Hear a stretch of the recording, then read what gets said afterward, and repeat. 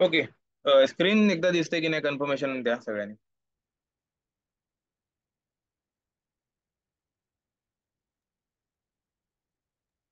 हा यस दिसते. दिसते येस. ना?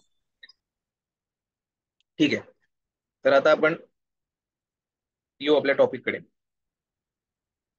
काल आपण बघत होतो, पुढल्या वीकला आपण थोडस एक स्टँडअप घेऊ कारण मला आता स्टेटस परत एकदा बरेच दिवस सगळ्यांचं माहित नाहीये. तर आता आज एक्सपात आपण कम्प्लीट करू. पुढल्या पासून आपलं proper selenium methods interview question सुरू होऊन जातील. त्यामुळे तेव्हा आपण ते करू. आज आपल्याला टार्गेट ठेवले आपण की एक्सपात आपल्याला म्हणजे लोकेटर्सचा टॉपिक आपल्याला आज कम्प्लीट करायचा आहे. ठीक आहे. ठीक. तर आपण आता जाऊ आपल्या टॉपिकला. कुठे होतो आपण? हा, इथे होतो. तर याच्यात बघा, आपण एक्सपाथ पर्यंत पोहोचलो होतो. एक्सपाथ काय आहे काल आपण बघितलं होतं, एक्सएमएल पाथ. त्याच्यामध्ये दोन पद्धती आहेत, हे पण बघितलं होतं. एक म्हणजे अब्सोल्यूट आणि एक म्हणजे रिलेटिव्ह. ठीक आहे. तर दोन्ही आपण बघितले होते आणि त्याच्यामधलं आपण बघितलं होतं की अब्सोल्यूट आपण कधी करत नाही, आपण रिलेटिव्ह करतो. ठीक आहे, हे पण आपण बघितलं होतं. आणि एखाद्या साईटवर आपण जर गेलो आणि आपण जर इथे आहे लेबल आहे, हे आपल्याला शोधायचं आहे, तर आपण त्याचा रिलेटिव्ह एक्सपाथ कसा लिहायचा, त्याच्या काही पद्धती बघितल्या होत्या. ठीक आहे. आता याचा जर आपल्याला एक थोडक्यात एक विचार करा फक्त, की हे आहे आणि याचा तुम्हाला लिहायचा आहे एक्सपाथ, तो म्हणजे ऍब्सोल्यूट लिहायचे फॉर एक्झाम्पल. असा विचार करा. ठीक आहे. तर तुम्हाला असा डबल देऊन नाही चालणार, तुम्हाला काय करायला लागेल, पूर्ण त्याच्या वरपासून तो लिहायला लागेल. म्हणजे याच्या वरचा इमिजिएट कोण आहे, असं करत करत तुम्हाला वरती पोहोचायला लागेल. आणि ते किती कठीण असेल बघा. म्हणजे आपण पोहोचू की नाही गॅरंटी नाही देते मी. छोटंसं एक तुम्हाला पाहिजे तर करून दाखवू आपण, पण त्याची काही उपयोग नाहीये, कोण वापरत नाही ऍब्सोल्यूट. पण दाखवतोय आता याचा इमिजिएट पॅरेंट बघा कोण आहे. आपण हा इनपुट आयडी केला बघा, हा आयडी आपण करतोय ना, नाही सॉरी, हा लेबल करतोय. याचा पॅरेंट कोण आहे, डीव आहे. मग याचा वरती एक त्याचा पॅरेंट आपल्याला द्यायला लागणार. ठीक आहे. त्याच्यानंतर या डीवचा पॅरेंट कोण आहे, तर दुसरा डीव आहे. एक मिनिट हा, दुसरा डीव आहे. तर मग आपल्याला त्याच्या आधी त्याचा पॅरेंट द्यायला लागणार. या डीवला वरती पॅरेंट कोण आहे, आणखीन एक डीव आहे. ठीक आहे. मग आपल्याला आणखीन एक डीव द्यायला लागणार वरती. ठीक आहे. असं करत करत पूर्ण आपल्याला वरती सगळ्यात वरच्या इलेव्हन पर्यंत पोचायला लागणार. तर ते किती कठीण आहे बघा. वरती जर तुम्ही बघत असाल तर किती डीव्स आहेत, त्याच्यावरती Dew Dew Dew Dew, section section, Dew Dew, main. ठीक आहे. परत हा मेन पण नुसता नाही, याच्यावरती पण आणखीन याचा पॅरेंट कोण आहे हे आपल्याला बघायला लागणार. हा मेन कशाचा, मग तो पॅरेंट. असं शोधत शोधत सगळ्यात जो सगळ्यात पहिला आहे आपला टॅग, तिथे हा, तो आपल्याला तिथपर्यंत पोहोचायला लागणार. म्हणजे हा किती मोठा एक्सपाथ, किती लांब एक्सपाथ होईल विचार करा. त्यामुळे प्रॅक्टिकली तुम्हाला लक्षात येईल की असं लिहिणं पॉसिबल नाहीये. एवढे मोठे एक्सपाथ लिहिणं आणि प्रॅक्टिकली ते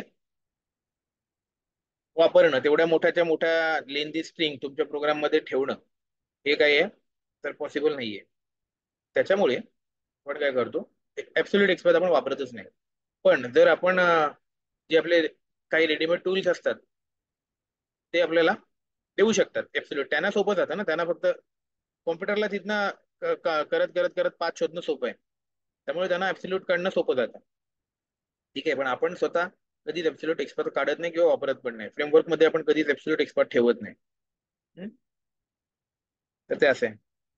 तर आपण एक जस्ट फक्त काल आपण ऍब्सोल्यूट दाखवलं नव्हतं म्हणून फक्त. ठीक आहे. तर पहिलं हे HTML आहे बघा. सगळ्यात पहिला हा टॅग आहे HTML वाला, इंडिव्हिज्युअल हा टॅग आहे बघा. इथून तुम्हाला मग असा खाली खाली यायला लागणार. मग याचा खालचा कुठला आहे तर हेड. आता बघा मला कसा ट्रॅव्हल, आता कंट्रोल कसा शिफ्ट होते बघा. पहिला HTML टॅग मी फक्त स्लॅश दिला सगळ्यात वरचा, त्यामुळे मी फक्त त्याला स्लॅश दिलं. आता मी ऍब्सोल्यूट एक्सपाथनी खाली जातो. आता HTMLच्या सगळ्यात पहिला कुठला आहे, HTMLचं इमिजिएट चाइल्ड कुठला आहे तर हे हेड आहे. आणखीन बघा काय कुठले कुठले चाइल्ड आहेत बघा. त्याचे दोन त्याचे चाइल्ड, हे हेड आहे आणि हे बॉडी आहे. हे दोनच त्याचे चाइल्ड आहेत HTMLचे. त्यामुळे जर तुम्ही HTML स्लॅश आता मला हेडच्या ब्रांचला चूज करायचं असेल तर मी कसं जाईन, HTML/हेड. ठीक आहे, त्यांनी हेड केलं. ठीक आहे. आता हे जर मी दुसरं केलं, HTML/बॉडी. ठीक आहे, तर त्यांनी बॉडीचा केला. हम्म.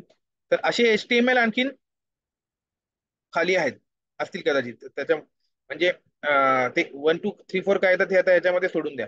ते आपल्या आपल्या कंटेक्स्ट मध्ये नाहीये. म्हणजे आपण फक्त, मी तुम्हाला दाखवतोय की तुमचं हे ऍब्सोल्यूट एक्सपर्ट कसं आहे. ठीक आहे. तर आता इथे बॉडी, तर त्या बॉडीमध्ये आपल्याला जायचंय. हा बॉडी झाला. मग आता या बॉडी मधल्या जर तुम्हाला पोचायचं आहे या डिवला. ठीक आहे. तर मग हा डिव काय आहे, तर या बॉडीचा बघा इमिजिएट चाइल्ड आहे का, आहे. ही बॉडी जेव्हा आपण ओपन करतो तेव्हा याच्यासोबत हा डिव पण येतो. याच लेवलला, पहिल्या लेवलला डिव आहे. त्यामुळे जेव्हा तुम्ही बॉडी आणि स्लॅश करून डिव द्याल तेव्हा बघा लगेच कंट्रोल इथे आला. ठीक आहे, म्हणजे इथपर्यंत आलात. मग आता तुम्हाला जर हा डिव करायचा आहे, म्हणजे तर तुम्ही याचा XPath ID is equal to page वगैरे असं पण लिहू शकता पाहिजे असेल तर, पण तुम्ही इथपर्यंत पोहोचलात. ठीक आहे, रिलेटिव्हली तुम्हाला आता याच्यात याला तो घेऊन आला. त्यामुळे हे इथे आल्यानंतर मग याच्यावर जे एलिमेंट असेल वरती, तर मी एलिमेंट दिसणार नाही कारण मी मोठी केली स्क्रीन. कसं पोहोचेल, आता याच्या एक नी खाली यायचंय, तर याचा इमिजिएट चाइल्ड कोण आहे बघा, डिवचा हेडर आहे. त्यामुळे तुम्हाला डिवच्या इमिजिएट चाइल्डला यायचं असेल तर हेडर टाकला, आला तो इमिजिएट. असं करत करत तुम्हाला खाली जिथे पोहोचायचंय तिथे जायला लागेल. एक एक एक एक स्टेपनी तुम्हाला तिथे जावं लागेल. ठीक आहे. आणि आता इथे बघा,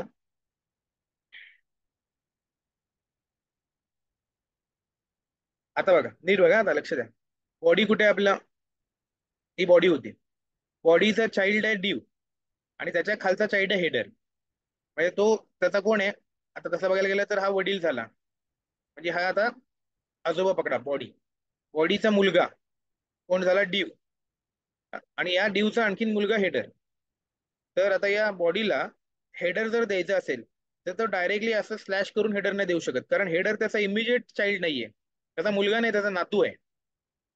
रिलेशनशिप लक्षात येते सगळ्यांना, की बॉडीचा इमिजिएट चाइल्ड बघा, त्याच्या इमिजिएट चाइल्ड कोण आहे, ते नॉनस्क्रिप्ट आणि डिव हे दोन आहेत. तर इमिजिएटली तुम्ही स्लॅश करून एकतर नॉनस्क्रिप्ट देऊ शकता किंवा डिव देऊ शकता. पण हेडर जो आहे तो या डिवचा सब चाइल्ड आहे, आणखी चाइल्ड आहे, म्हणजे या बॉडीचा तो ग्रँड चाइल्ड झाला. त्यामुळे तुम्ही त्याला असं स्लॅश हेडर नाही देऊ शकत. स्लॅश कोणाला देऊ शकता, इमिजिएटला. आणि तुम्हाला जर तिथं त्या हेडर पर्यंत पोहोचायचं असेल, म्हणजे कुठला पण त्याच्या एक खालचा माझा सब चाइल्ड दाखव, खालच्या किती पण लेवलचा, तर तुम्हाला असं डबल स्लॅश टाकायला लागते मध्ये. तर डबल स्लॅश टाकल्यावर तो त्याच्या खालचे जेवढे पण हेडर्स आहेत, मग त्याच्या सब चाइल्ड मध्ये त्याच्या खालच्या याच्यामध्ये ब्रांच मध्ये, तर सगळ्यांना तो हायलाइट करतो. पण जरुरी नसेल की तो त्याचा इमिजिएट, म्हणजे इमिजिएट त्याचा मिळेल याची काही गॅरंटी नाही, कुठला पण जाईल. त्यामुळे ऍब्सोल्यूट फाइंड करताना आपल्याला या सिम्बॉलचा उपयोग नाही होत, कारण ऍब्सोल्यूट म्हणजे आपल्याला त्याचा चाइल्ड असा एक्झॅक्ट पाथ फाइंड करायचा आहे. त्याच्यामुळे इथे डबल वापरून उपयोग नाही होत. इथे आपल्याला प्रॉपर वेनी जायला लागणार, म्हणजे इथे तुम्हाला डिवच द्यायला लागणार, असं इमिजिएट चाइल्ड कोण डिव, आणि मग त्याचा चाइल्ड कोण हेडर, असं जायला लागणार. मग आता हेडरचा चाइल्ड कोण, तर हा पी आहे, किंवा त्याच्यात आणखीन एक डिव आहे. ठीक आहे, मग तसं तुम्हाला आता याचा या हेडरचा आयदर पी टाका, मग या पाथला जाईल, आणि डिव टाकला तर या ब्रांचला जाईल. त्यामुळे मी आता या हेडरचा समजा स्लॅश डिव केलं, तर तो इकडे गेला. या डिव मध्ये सेक्शनला तुम्हाला जायचंय, परत सेक्शन ओपन करून त्याच्या सेक्शन आतमधल्या डिवला जायचंय. असं तुम्ही कसंही ट्रॅव्हल करू शकता. ठीक आहे, म्हणजे आता याचा एक्सपाथ तुम्ही हा पकडलात, म्हणजे या एलिमेंटचा हा एक्सपाथ झाला ऍक्च्युली बघायला गेलात तर. हा टाकलात तुम्ही तरी तो चालेल एलिमेंटच्या जागी. ठीक आहे, आता हे एक एलिमेंट असेल, याच्या आतमध्ये आणखीन एक एलिमेंट असेल, याच्या आतमध्ये आणखीन एक एलिमेंट असेल, याच्यात आणखीन एक आहे. ठीक आहे, याच्यात आणखीन एक आहे. ठीक आहे, याच्यात आणखीन एक आहे. तर तुम्हाला इथपर्यंत पोहोचायचं आहे, तर तुम्हाला कळतं की तुम्हाला स्लॅश डिव स्लॅश डिव स्लॅश डिव स्लॅश डिव स्लॅश डिव स्लॅश टाईल असं यायला लागेल. एवढा मोठा तुमचा एक्सपाथ चालेल. पण जायचं कसं सगळ्यांना कळलं ऍब्सोल्यूटला, की टॉपला यायचं आणि एक एक एक एक एक एक चाइल्ड करत करत त्या पाथपर्यंत पोहोचायचं. त्यामुळे ही प्रोसिजर किती लेंदी आहे, किती कंटाळवाणी आहे, आणि त्याच्यात किती धोका आहे हे तुम्हाला कळलं असेल. आणि प्रॅक्टिकली कसं आहे, पॉसिबल नाही. उद्या मधलं कुठलं पण एक जर बदललं तर अख्खाच्या अख्खा एकपाथ कोलमडला माझा. कुठलं पण एक काही बदललं, मधलं एखादा ड्यू निघाला, काही निघाला, कोलमडला. त्यामुळे आपण काय करतो, की मला काय हे पाहिजे ना, इकडलं सेक्शन क्लासचं पाहिजे, मग डायरेक्ट मी इथूनच सुरू करतो माझा एक्सपाथ, डबल स्लॅश सेक्शन. म्हणजे मी आता ड्यू पासून इथलं जाणार नाही, मला सेक्शन क्लास पाहिजे. मी काय करणार, तर हे आधीचं काढणारच नाही, मी फक्त इकडनं डबल स्लॅश सेक्शन करणार. कळलं? मग मला त्याने 10च्या 10 जेवढे सेक्शन्स आहेत ते सगळे दाखवेल. पण याच्यात इश्यू काय आहे, तर मला तो एकच पाथ नाही दाखवणार, तर मला असे 10च्या 10 पाथ दाखवेल. मग त्याच्यामधला युनिक कुठला ते फाइंड आउट करण्यासाठी आपण काय करतो, तर मग पुढे त्याच्या आपण हे लिहितो की कुठलं सेक्शन 10 मधलं, तर ज्या सेक्शनचा क्लास हा असेल किंवा मग कुठली तरी व्हॅल्यू ज्या सेक्शनचा आयडी 34D1A4 असेल, असं काहीतरी मग युनिक देतो पुढे. मग त्याच्यासाठी मग आपला पुढला असा कोड आहे, @attribute is equal to value. कळतंय सगळ्यांना आपण कशा पुढे जातोय? त्याच्यात काय डाऊट असेल तर विचार. मी तुम्हाला सायकोलॉजी त्याची त्याच्या मागची ती सॉरी फिलॉसॉफी त्याच्या मागची तुम्हाला मी सांगतोय, कसं कसं एक्सपात आपण राहतोय. आणि रिलेटिव्ह आणि ऍब्सोल्यूट, आणि मी तुम्हाला ऍब्सोल्यूटचं सांगितलंय ते फक्त एक टाइमपास म्हणून दाखवलंय, की कसं असतं. ते डोक्यात नका ठेवू, ते वापरायचं नाहीये कुठंच. आज मी जे आता जे ऍब्सोल्यूटचं दाखवतोय, आपल्याला वापरायचं काय, जे काल काल आपण केलंय ना तेच वापरायचं. हे हे फक्त विसरून जा. फक्त असं असं कोणाला दाखवायला जाऊ नका आम्ही असे एक्सपात काढतोय. ऍब्सोल्युटली आपण काढत नाही कधी एक्सपात. फक्त माहिती असू दे, तुम्हाला कळावं की कसं जायचं आणि किती कंटाळवाण आहे, किती त्रासदायक आहे ते समजून तुम्हाला कळावं. ती फिलिंग की रिलेटिव्हचं महत्व काय आहे ते समजून देण्यासाठी मी फक्त तुम्हाला ऍब्सोल्यूटचा त्रास दाखवला. ठीक आहे? तसं तर तुम्हाला कळलं ऍब्सोल्यूट आणि रिलेटिव्ह दोन आहेत. इथपर्यंत आपण काय आलो होतो, सगळे फ्लो मध्ये आला असाल. आता आपण पुढे जाऊ. आता आपण बघू, दोन्ही बघितले. आता आपण एक्सपाथ आणि त्याच्या काही मेथड्स, त्याचे काही टेक्निक्स बघितल्या. ठीक आहे? आता याच्यातल्या बऱ्याचशा टेक्निक्स आणखीन असू शकतात. खूप मेथड्स असतात, आपण सगळ्या मेथड कधीच कव्हर करू शकत नाही. पण जे आपल्याला नेहमी लागणार आहेत त्या म्हणजे कुठल्या आहेत, तर कंटेन्स लागते नेहमी. हा, आणि कधी लागली तर साठवीत, पण रेअरली. पण मेन आपल्याला ह्या लागतात, हे नेहमी रोज वापरायचे, ही रोज वापरायचे, आणि कधी कधी कंटेन्स वापरायचे. म्हणजे याच्या याला ती रिप्लेसमेंट आहे. त्या पण या लागणारे आहेत. अँड ऑर पण एवढ्या काही लागत नाही आपल्याला. ठीक आहे? माहिती असलेल्या बऱ्या. त्यामुळे ह्या गोष्टी मी तुम्हाला शिकवल्या. आता आपण चाललोय पुढला पॉईंट, तो म्हणजे एक्सपाथ ऍक्सेस.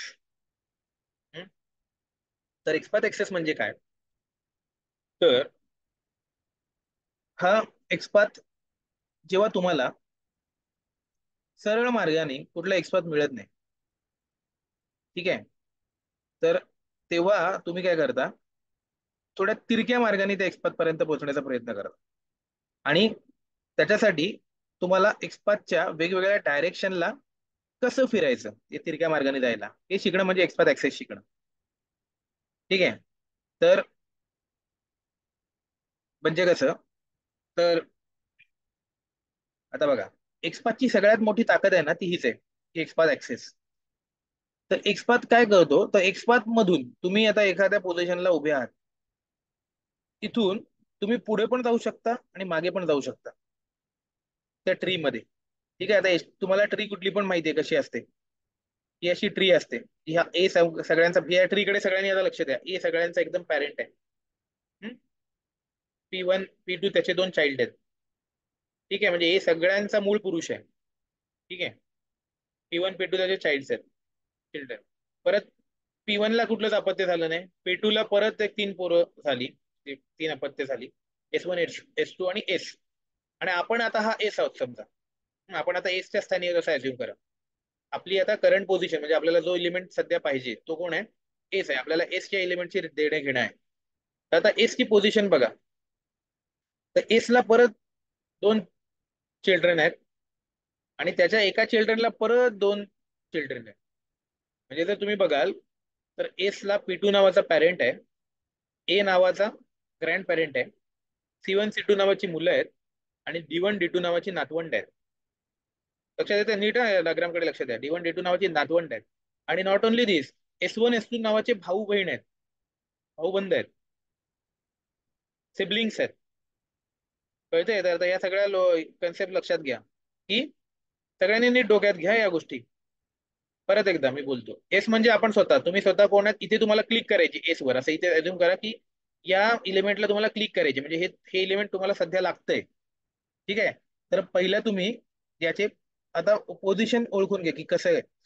तर P2 त्याचा पॅरेंट आहे, इमिजिएट पॅरेंट. ए पण त्याचा पॅरेंट आहे, पण इमिजिएट पॅरेंट नाहीये, तो त्याचा ग्रँड पॅरेंट आहे. ठीक आहे? त्यामुळे ए जे आहे ए वाला, तर या या ए वाल्याला ना त्याचा फुल फॉर्म आहे, तो म्हणजे असेंडंट. याला म्हणतात असेंडंट, की जो ग्रँड पॅरेंट असतो. त्याच्यानंतर इथे पी आहे. पी जो असतो जिथे P1 P2 म्हणजे एस साठी P2 काय आहे? तर तो आहे पॅरेंट. ठीक आहे. त्याच्यानंतर एस म्हणजे स्वतः सेल्फ आहे. S1 आणि S2 जे आहेत, S1 किंवा S2, हे S1 आणि S2 म्हणजे त्याचे कोण आहेत? तर एस फॉर त्याचे आहेत ते सिबलिंग. ठीक आहे.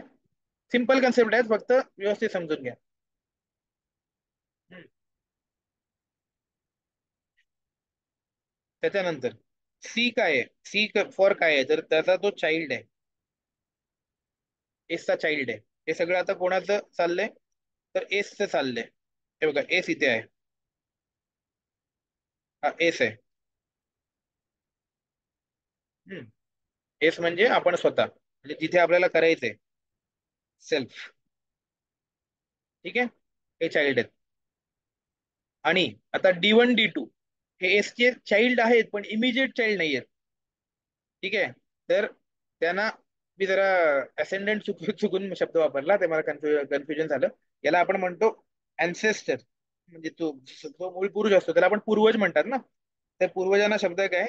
अँसेस्टर. स्पेलिंग मध्ये चुकीचं असू शकेल. अं, हे स्पेलिंग आहे. ठीक आहे. थोडंसं कन्फ्युजन बद्दल सॉरी. तर ए फॉर अँसेस्टर. अँसेस्टर म्हणजे पूर्वज. तुमचा बाबा नाही, तुमचे एकदम बाबा बाबा तुमचे अँसेस्टर नसतात. ते करंट आहेत. त्यांचे पण वडील म्हणजे जे बाबांचे पण आधीचे पुरुष आहेत त्याला आपण म्हणतो अँसेस्टर. म्हणजे ग्रँड पॅरेंट्स तुमचे, त्यांचे वडील, त्यांचे, हे तुमचे सगळे अँसेस्टर झाले, पूर्वज. ठीक आहे. तर त्याच्यामुळे पॅरेंट आणि अँसेस्टर, मी चुकून असेंडंट बोललो, माझं कन्फ्युजन काय झालं, ते डिसेंडंट शब्द आहे त्याच्यामुळे मी डिसेंडंट असेंडंट असं पटकन माझ्या चुकून बोलून गेलो. ठीक आहे. तर हे झाले अँसेंडंट अँसेस्टर. आणि इकडे बघा आता, जे आता हे चाइल्ड आहेत आणि हे जे ग्रँड चाइल्ड आहेत, आणि या ग्रँड चाइल्डच्या खालचे सगळे म्हणजे चाइल्डच्या इमिजिएट जे चाइल्ड नाहीत पण खाली तुमच्या वंशावळीमध्ये जे भाग आहेत. ओके. तुमचा जो वंशज म्हणतात त्याला, वंशज. म्हणजे जसे आपल्या याच्यामध्ये असतात, मराठीमध्ये मी म्हटलो की पूर्वज आणि वंशज. तर त्यांना इकडे शब्द आहे, तो म्हणजे जे जो डी नी रिप्रेझेंट केले ते म्हणजे आहेत डिसेंडंट. ठीक आहे. तर हे शब्द फक्त तुम्हाला लक्षात ठेवायचे सगळ्यांना. सेल्फ लक्षात नाही ठेवायचं, ते मी असंच एक टाइमपास म्हणून म्हणजे तुम्हाला एस फॉर सेल्फ म्हणून सांगितलंय. हा सेल्फ कुठे वापरायला लागत नाही, याच्याबद्दल याच्या एक्झॅक्टली स्वतःचा एक्सपात आपण वापरतो. पण हे बाकीचे शब्द आहेत, हे कीवर्ड्स आहेत ऍक्च्युली. तर ऍक्च्युली आता मी इथे कॅपिटल मध्ये केले, तुम्हाला ते स्मॉल मध्ये असतील. म्हणजे इथे तुम्ही दाखवाल तेव्हा ते स्मॉल मध्ये असतील सगळीकडे कीवर्ड्स. तर हे कीवर्ड्स आहेत. तर हे सगळ्यांच्या डोक्यात येतंय. हे वापरून आपल्याला आता पुढले एक्सपात लिहायचे आहेत. आणि हे ज्याला येतं, मी जे म्हटलो ना एक्सपातची जी ताकद आहे, ती ताकद ही आहे. म्हणजे जे CSS सिलेक्टरला करता येत नाही, की मागच्या डायरेक्शनला परत वळणं, उलट सुलट कुठे पण डोम मध्ये मुक्त विहार करणं, म्हणजे कुठेही फिरणं, तुम्हाला जिथे पाहिजे तिथे कंट्रोल घेऊन जाणं. ही जी ताकद आहे ना, ही एक्सपातची खरी ताकद आहे. कारण आता तुम्हाला एक्झॅक्ट जरी एक्सपात कोणाचा माहित नसेल, तरी पण तुम्ही त्याच्यापर्यंत पोहोचू शकता. आता एक उदाहरण देतो तुम्हाला, की तुम्हाला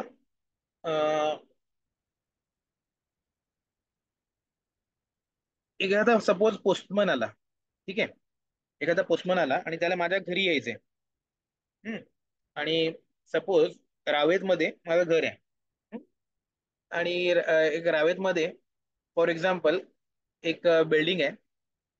त्याचं नाव आपण असं पकडू की मॉडेल कॉलनी म्हणून आहे. ठीक आहे. आपण शिवाजीनगरची बिल्डिंग पकडू. शिवाजीनगरमध्ये कारण मॉडेल कॉलनी आहे. ठीक आहे. तर शिवाजीनगरमध्ये मॉडेल कॉलनी आहे. ठीक आहे. आता रिलेटिव्ह हा झाला रिलेटिव्ह. बरोबर. हे जर तुम्हाला ऍब्सोल्यूट करायचं असेल तर पूर्ण ते पूर्ण द्यायला लागणार. कसं द्यायला लागणार? शिवाजीनगर कुठे आहे? तर महाराष्ट्रामध्ये आहे. महाराष्ट्र कुठे आहे? तर इंडियामध्ये आहे. म्हणजे इंडियन पोस्ट आहे ना आपलं, त्यामुळे त्याच्या सगळ्यात इंडियन पोस्ट सुरू कुठून होणार? तर इंडिया हा त्याचा मूळ असणार. इंडियात ते सक्रिय आहे. मग इंडियात ते बघणार महाराष्ट्र. महाराष्ट्रामध्ये परत डायरेक्ट शिवाजीनगर नाही. तर महाराष्ट्रातली कुठली सिटी आहे? पुणे. पुण्यामधली कुठली सब सिटी आहे? तर शिवाजीनगर. मग त्याच्यामधली कुठली कॉलनी आहे? ते मॉडेल कॉलनी. ठीक आहे.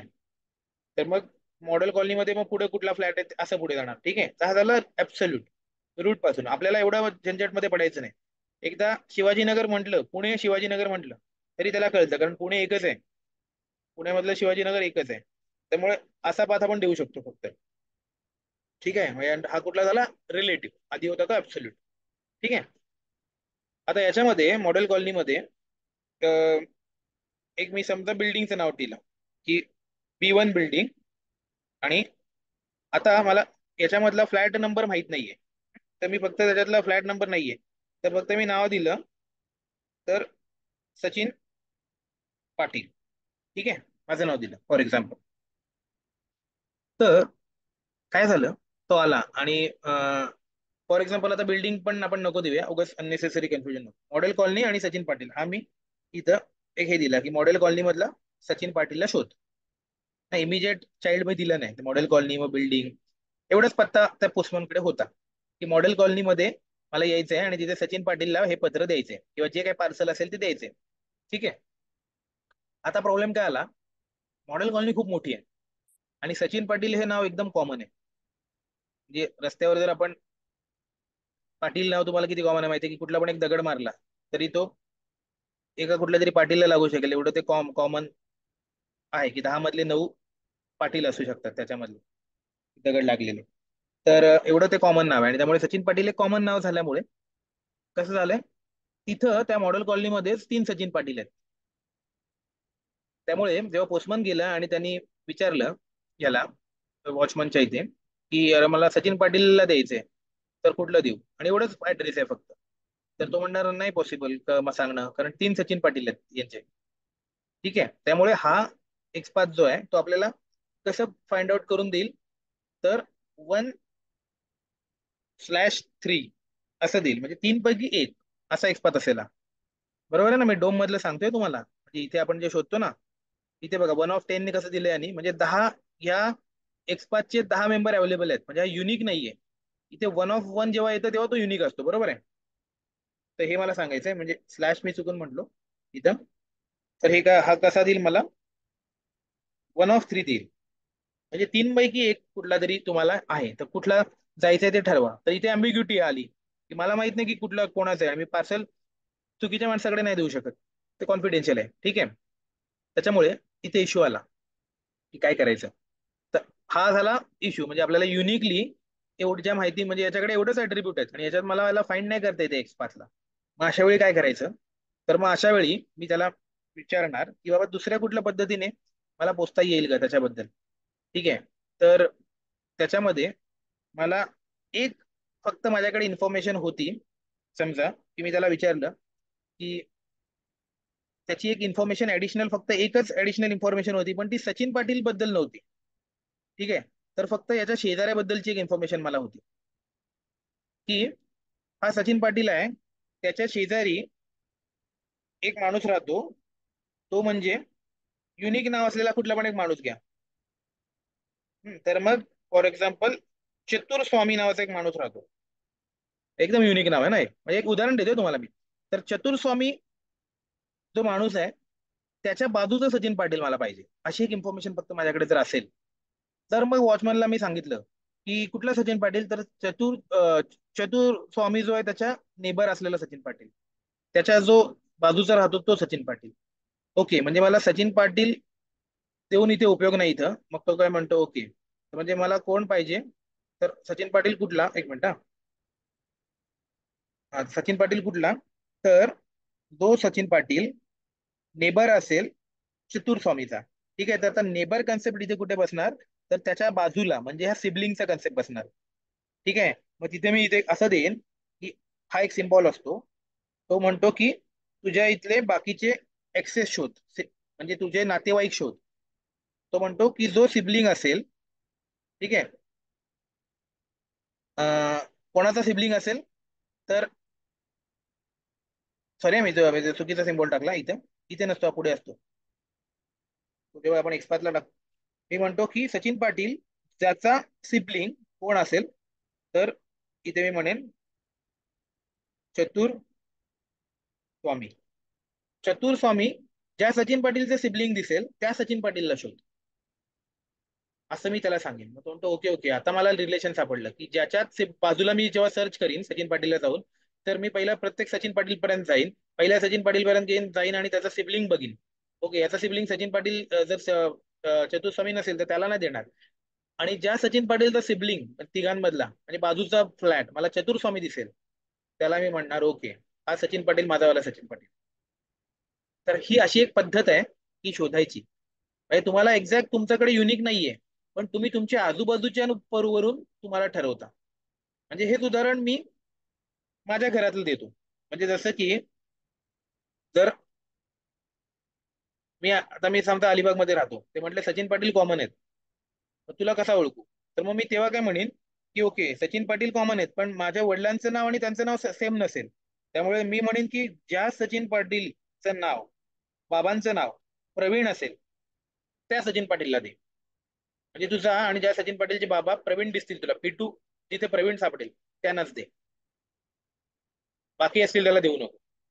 कळलं? म्हणजे मी माझ्या आजूबाजूच्या माझ्या नातेवाईकांचा उपयोग करणार, माझ्या आजूबाजूच्या माझे जे माझ्या ट्री मधले माझे जे भाऊबंद आहेत, नातेवाईक आहेत, त्यांचा उपयोग करून मी माझ्यापर्यंत म्हणजे माझं रिअल ऍड्रेस देणार. तर ही जी ताकद आहे ती काय करते, तुमच्या स्वतःचा जरी युनिक ऍड्रेस नसेल, आणि अशी खूप वेळा येतात तुम्हाला आता, जसं जसं तुम्ही एक्सपात अप्लाय करायला लागाल आणि खरोखर जर तुम्ही प्रॅक्टिस सुरू केली ओरिजिनल साईटवर, म्हणजे चांगल्या चांगल्या आता साईट घ्या, तुमचं नॉर्मल तर जीमेल घ्या, फेसबुक घ्या, ठीक आहे, आता आयपीएल ची साईट आहे, आयपीएल ची साईट घ्या. जसं जसं आपण पुढे जाऊ तसं, आता तर तुम्ही सध्या लॉग इन पर्यंतच शिकलोय आपण कोड. अजून आपण टेबल म्हणा, त्याच्यानंतर ड्रॉपडाऊन म्हणा, हे बाकीचे एलिमेंट हँडल करायला सुरुवातच नाही केली. पण जसं जसं आपण पुढे जाऊ, तसं तसं ते कंटेंट तुम्हाला त्या ट्रिप वेगवेगळ्या साईट्सवर मिळतील. जसं की मेक माय ट्रिप असेल, त्याच्यावर तुम्हाला ते ड्रॉपडाऊन मिळतील. आयपीएल असेल, त्याच्यामध्ये तुम्हाला ते टेबल मिळेल, स्टॅटिस्टिक्सचं टेबल, की कुठली टीम सगळ्यात वरती आहे. ठीक आहे, चेकबॉक्स तुम्हाला कुठेही मिळतील. तर अशा खूप साईट्स असतील जिथे तुम्हाला ते वेब एलिमेंट मिळतील. मग तुम्ही प्रॅक्टिस कराल त्याच्यावर ऍक्च्युअल रिअलमध्ये, रिअल ऑटोमेट करण्याचा प्रयत्न कराल. तेव्हा तुम्हाला हे कष्ट समजतील की एक्सपात मिळणं कधी कधी किती कठीण असतं. म्हणजे एक युनिक एलिमेंट फाइंड करून एक्सपात मिळत नाही. आणि जेव्हा मिळत नाही असा लोकेटर कुठलाही फाइंड करणं, एक्सपात चुकून म्हणलो मी, कुठलाही लोकेटर असा कुठलाच युनिक एलिमेंट नसतो की जो त्याला आयडेंटिफाय करेल. त्यावेळेला आपल्याला असे काय म्हणतात त्याला, जुगाड करायला लागतात, उलटे सुलटे मार्ग. तर हे जुगाड आहेत. म्हणजे तुझं नाही भेटत आहे ना, तर बरं ठीक आहे, मी तुझ्या पॅरेंट, तर काहीतरी कॉमन मिळेल. मला काय करायचंय, ह्याला एस ला आयडेंटिफाय करायचंय, तर मला काहीच कॉमन नाही मिळत आहे. जे मी शोधतोय ते सगळं असे 10 एलिमेंट येतात ते त्या एस मध्ये आहेत. मग आता तुला पकडू कसा मी? तर मग मी काय म्हणतो, बाबा ज्याचा पॅरेंट हा असेल, हा पॅरेंट याचा युनिक आहे, तो वाला हा एस शोध. बरं, नाही पॅरेंट नसेल युनिक, बरं मग ज्याचा सिबलिंग हा वाला असेल, तो वाला एस. बरं, ज्याचा चाइल्ड एस सी असेल, तो वाला एस. किंवा ज्याचा अँसेस्टर हा असेल, तो आला आहेस असं. किंवा ज्याचा डिसेंडंट D1 असेल, तो आला आहेस. अशा कुठल्या पण मार्गाने मी त्या एस पर्यंत पोहोचण्याचा एक युनिक रस्ता शोधून काढतो, युनिक वे शोधून काढतो. कळते तुम्हाला सगळ्यांना? तर ही म्हणजे हा एक जुगाड आहे, तो ऍक्सेस आपण म्हणतो की त्या एलिमेंट पर्यंत आपल्याला पोहोचायचंय, पण युनिक आपल्याला काहीच सापडत नाहीये. मग आपण भाऊ बहीण, आई वडील म्हणा, किंवा त्यांची मुलं म्हणा, किंवा आजोबा किंवा नातवंड, यांच्या थ्रू आपण आपल्यापर्यंत पोहोचण्याचा प्रयत्न करतो. याला म्हणतात एक्सपाथ ऍक्सेस. याला म्हणतात की एक्सपाथनी बॅकवर्ड फॉरवर्ड सगळ्या साईडला कसा ट्रॅव्हल्स करू शकतो, त्याची एक्झाम्पल्स. ठीक आहे, आणि हे कठीण आहे. एक्सपाथ मध्ये मी आतापर्यंत तुम्हाला जे दाखवलं होतं ते काहीच कठीण नव्हतं. ते फक्त लक्षात ठेवायचं आहे. हे सगळं मेमरी आहे तुमची. हे सगळे जे तुम्हाला आतापर्यंत जे सेलिनियम मध्ये मी तुम्हाला म्हटलं होतो की मेमरीचा खेळ आहे, तुम्हाला फक्त सगळ्या गोष्टी लक्षात ठेवायच्यात, लक्षात ठेवायच्यात. जावा म्हणजे फक्त कन्सेप्ट समजून घेण्याचा होता, तिथे तुमचं लॉजिक लागत होतं. इथे काय आहे, तर तुमची मेमरी जास्त लागते, की हा सिंटॅक्स तुम्हाला आता लक्षात ठेवायचा आहे. सीएसएसचा, एक्सपाथचा हा सिंटॅक्स तुम्हाला लक्षात ठेवायचा आहे. ऍट्रिब्यूट व्हॅल्यू, ठीक आहे. किंवा टेक्स्ट असेल तर टेक्स्टचं कसं, तर असं आणि व्हॅल्यू. त्याच्यानंतर जर कंटेन्स असेल तर काय फरक होईल, हे लक्षात ठेवायचंय फक्त. हे कठीण नाहीये. कठीण काय आहे, तर हे कठीण आहे की उलट सुलट ट्रॅव्हल्स कसं करायचं. कठीण म्हणजे थोडस कॉम्प्लेक्स म्हणू शकतो, कठीण नाही म्हणता येणार, पण थोडस त्याची कॉम्प्लेक्सिटी जास्त आहे. अख्ख्या पूर्ण याच्यामध्ये सेलेनियमच्या जेवढे पण आहेत गोष्टी, त्याच्यामध्ये कॉम्प्लेक्सिटी जास्त असलेल्या एक 4-5च गोष्टी असतील. बाकी सगळं एकदम सोपं आहे सेलेनियम मधलं. तर त्याच्यामधली एक गोष्ट ही आहे. आणि ती पण कशी आहे, तुम्ही जर वापरायला लागलात तर ते आपोआप आपल्याला मिळत जातं. आणि त्याच्यामध्ये पाठ करायची गरज नाही लागत, कारण तिथे आपल्याला ते उत्तर हायलाईट होतं. हायलाईट झालं की तुम्हाला कळतं की आपण बरोबर शोधलाय. ठीक आहे. हे सगळ्यांना कळलं हा कन्सेप्ट. याचं अजून मी तुम्हाला एक्झॅक्टली नाही दाखवले टेक्निकल टर्म्स मध्ये, मी फक्त कन्सेप्च्युअल पार्ट मध्ये सांगितले, जे आपलं रिअल लाईफ उदाहरण देऊन की काय कन्सेप्ट आहे.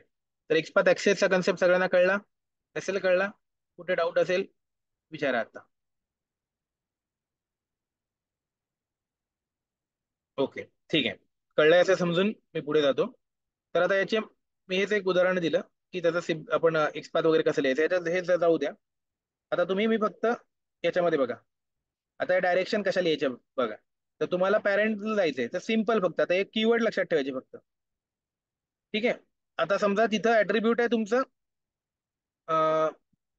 म्हणजे पुढला तुमचा जो पण टॅग नेम असेल तो टॅग नेम फक्त तुम्हाला पुढला लिहायचा आहे त्याच्या पुढे. हम्म. आपण उदाहरण बघू. आणि त्याच्या आधी फक्त तुम्हाला काय करायचंय की तुमचं जो ऍक्सेस तुम्ही वापरताय, म्हणजे जे रिलेशन वापरताय ते तिथे लिहायचं. की माझा सचिन पाटील कुठला वाला, तर ज्याचा पॅरेंट हा असेल, डीव असेल. कुठला चाइल्ड ज्याचा कुठला सचिन पाटील ज्याचा चाइल्ड सपोज स्पॅन असेल, असं वालं. तर इथे फक्त एक कीवर्ड येतील, पॅरेंट, चाइल्ड. हा, आता याच्यामध्ये बघा सिबलिंग मध्ये दोन प्रकार आहेत, following sibling and preceding sibling. म्हणजे आता असं अज्युम करा की मी जर S2 असतो. हम्म, नीट लक्ष ठेवा, मी जर S2 असतो, आता मी सध्या सेल्फ आहे सोडून द्या. तर S1 हा माझा कोण झाला असता, फॉलोइंग सिबलिंग झाला असता, म्हणजे माझ्या आधीचा भाऊ, मोठा भाऊ. आणि S2 कोण झाला असता, प्रिसिडिंग सिबलिंग झाला असता, म्हणजे माझा लहान भाऊ. आणि फॉलोइंग प्रिसिडिंग कशावर ठरतं, आता हे असं HTML मध्ये असं नसतं ना. HTML मध्ये एकाखाली एक असतं. तर वरतून डॉम वाचताना जो पहिला येतो तो झाला फॉलोइंग. सॉरी सॉरी, मी उलट म्हणलो, सॉरी, मला प्लीज प्लीज फॉरगिव्ह मी. मी उलट म्हणलो. जो आधी येतो तो प्रिसिडिंग. जो प्रिसीड करतो म्हणजे तुमच्या आधी येतो. डॉम मध्ये जो सगळ्यात वरती येतो तो प्रिसिडिंग, म्हणजे S1 हा S2 ला प्रिसीड करतोय. आणि जो आपल्या नंतर येतो तो आपल्याला फॉलो करतो. ठीक आहे. मग S हा S2 ला काय करतोय, फॉलो करतोय. ठीक आहे. आपण आता रस्त्याने चाललोय पुढे, तर आपल्या पुढे जो असतो त्याला आपण म्हणतो की S1 मला प्रिसीड करतोय, मी त्याला फॉलो करतोय, S2. आणि S हा काय करतोय, S2 ला फॉलो करतोय. त्यामुळे जर तुम्ही S2 असाल तर S1 हा तुमचा प्रिसिडिंग सिबलिंग असेल, आणि S तुमचा काय असेल, फॉलोइंग सिबलिंग असेल. आणि डोम मध्ये बघाल तर जो वरचा असेल सगळ्यात, तुम्ही इथे मध्ये आहात, हे बघा असे आहात तुम्ही, S1 S2 आणि S आहात. तर आता समजा तुम्ही S2 आहात पकडा. तर असं तुमचा एक पॅरेंट असेल आणि हे तुम्ही दोन हे चिल्ड्रन. तर S1 कसा असेल, तर तुमचा प्रिसिडिंग. आणि S काय असेल तर तुमचा फॉलोइंग. डोम मध्ये असं दिसेल. ठीक आहे, सगळ्यांना कळतंय? फॉलोइंग आणि प्रिसिडिंग एवढा फक्त एक सिबलिंग मध्ये दोन प्रकार आहेत. त्याच्यानंतर अँसेस्टर, डिसेंडंट, हे दोन. ठीक आहे. तर असे हे आपल्याला वापरायचे आहेत आता. तर आता वापरू, मला वाटतं लेस दॅन 1 मिनिट आहे. मी थांबवतो, पण मीटिंग क्लोज करू आणि दुसरी मीटिंग सुरू करू. जॉईन करा तिकडे.